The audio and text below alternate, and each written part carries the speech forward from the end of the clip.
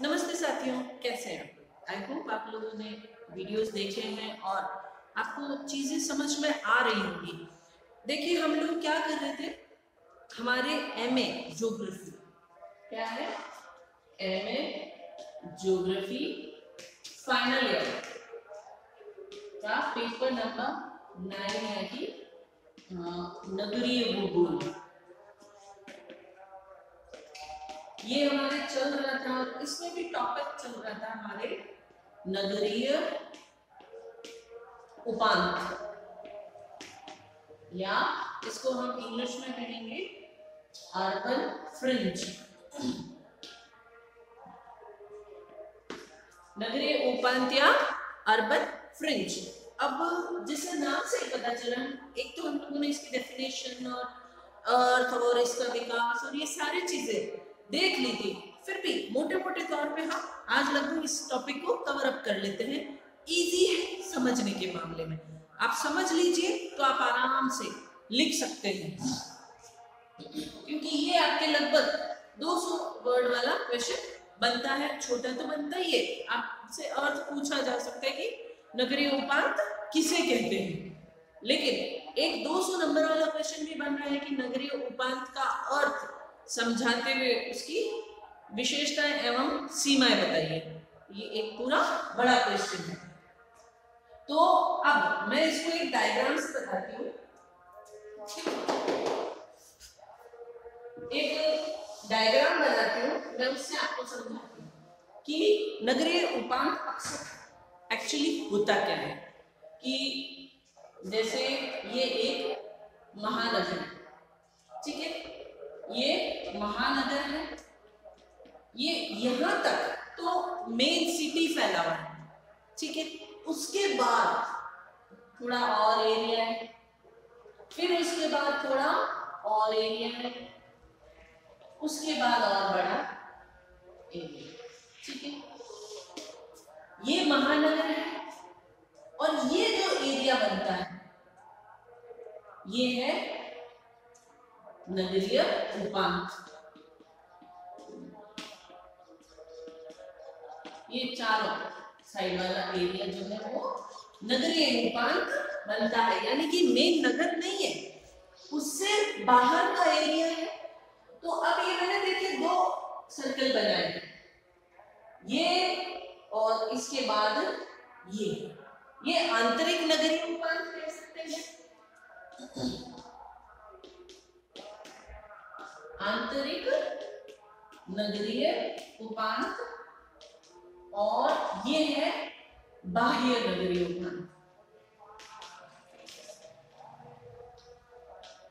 ठीक है।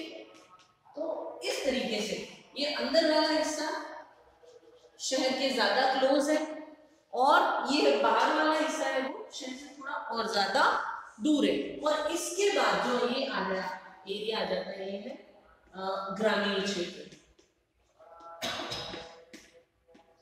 ये आ गया ग्रामीण क्षेत्र। तो 4 चीजें देखिए, ये है फुल फ्लैश सुविधाओं से लोडेड, यहाँ सारी सुविधाएं हैं, लोग यहाँ जो है वो महानगरीय जीवन जीते हैं। अब ये बाहर वाला जो एरिया है आंतरिक नगरीय उपांत, इसकी क्या विशेषताएं हैं कि ये जो अंदर वाला क्षेत्र है आंतरिक नगरीय उपांत, इसमें शहर की काफी सारी सुविधाएं मिलती हैं, मॉल्स मिल जाते हैं, फैक्ट्रीज है, ऑफिसेज है, अच्छे अच्छे कॉम्प्लेक्सेस है, ये सब सुविधाएं यहाँ मिलती है। तो यही इसकी विशेषताएं भी है कि काफी सारी सुविधाएं होती है, कुछ असुविधाएं होती है। जैसे सुविधाओं में क्या है, बिजली, पानी, ट्रांसपोर्टेशन और सीवरेज वगैरह की सुविधाएं यहाँ मिल जाती हैं, क्योंकि ये शहर से कनेक्टेड एरिया है। तो यहाँ सुविधाओं को बनाने सरकार थोड़ा सा ध्यान देती है, यहाँ की नगरीय व्यवस्था ध्यान देती है। फिर बाहर वाला क्षेत्र आता है जो इसके बीच का क्षेत्र है, ये लगभग नगरीय सुविधाओं से बिना नगरीय सुविधाओं वाला क्षेत्र कह सकते हैं, जहाँ मैक्सिमम पार्ट में खेती भी होती है और साथ साथ में कुछ फैक्ट्रियों के एक्सटेंशन होते हैं, कुछ शॉपिंग कॉम्प्लेक्स है, प्लॉट्स कट जाते हैं, और कुछ फैक्ट्रियों के वेयर हाउसेज या स्टोरेज बान होते हैं, कहीं कहीं कूड़ा करकट और ये जो रद्दी वाला होता है उसके भी बान मिलते हैं, और वहां काम करने के लिए मजदूर होते हैं। तो वो यहाँ रहते हैं, काम करते हैं, लेकिन सुविधाएं उठाने के लिए उनको शहर की तरफ आना पड़ता है। तो ये सुविधाओं से अभावग्रस्त होता है। तो ये इसकी विशेषताएं भी हैं और समस्याओं में भी आप लिख सकते हैं कि आंतरिक जो नगरीय उपांत है उसमें महानगर की काफी सारी सुविधाएं उपलब्ध होती है, और जो बाहरी नगरीय उपांत है उसमें महानगर की सुविधाएं लगभग ना के बराबर होती है।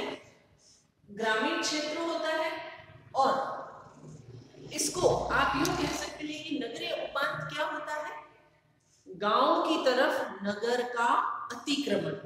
शहर फैलते जाता है, लोग बाहर बसते जाते हैं, क्योंकि गांव शहरों में सड़कें संकड़ी होती हैं, घर छोटे होते हैं, और लोगों के बढ़ते परिवार के साथ उनकी सुविधाएं की जो डिमांड है वो बढ़ जाती है, उनकी इच्छाएं बढ़ जाती है, तो वो शहर से बाहर की तरफ मकान बनाते हैं। तो जो नगरीय नगर बना तब ये क्षेत्र भी खाली पड़ा था, लोग धीरे धीरे इसकी तरफ आकर्षित हुए। उसके बाद जब ये एरिया भर जाता है तो लोग और आगे आकर्षित होते हैं। ठीक है, थोड़ा दूर है, कुछ ज्यादा दूर है, लेकिन वो यहाँ खुले खुले में रहना पसंद करते हैं।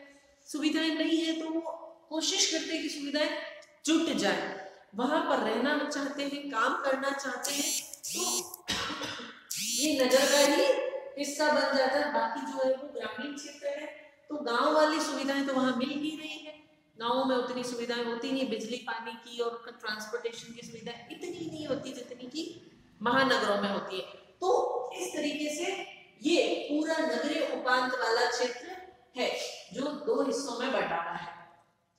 नगरीय महानगर हाईली पॉपुलेटेड, सारी सुविधाओं युक्त, आंतरिक उपांत कम सुविधाओं वाला, लेकिन हाँ लोग रहते हैं, कामकाज करते हैं, और ये सुविधाओं से अभावग्रस्त और लोगों का सेंटर ऑफ अट्रैक्शन की अब बाहर की तरफ आगे बढ़ना है।